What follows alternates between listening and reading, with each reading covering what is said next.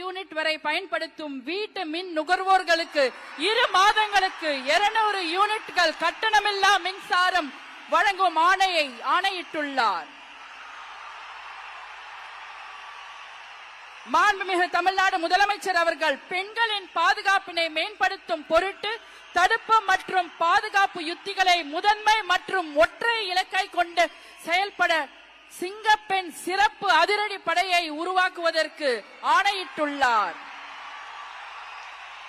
தமிழ்நாட்டில் போதைப் பொருட்கள் தொடர்பான குற்றங்களை கண்டுபிடித்து கடுமையான நடவடிக்கைகளை எடுக்கும் பொருட்டு அனைத்து மாநகரம் மற்றும் மாவட்டங்களில் போதைப் பொருட்கள் தடுப்பு படை அலகுகளை உருவாக்குவதை குறித்து ஆணையிட்டுள்ளார் மாண்புமிகு தமிழ்நாடு முதலமைச்சர் அவர்கள்.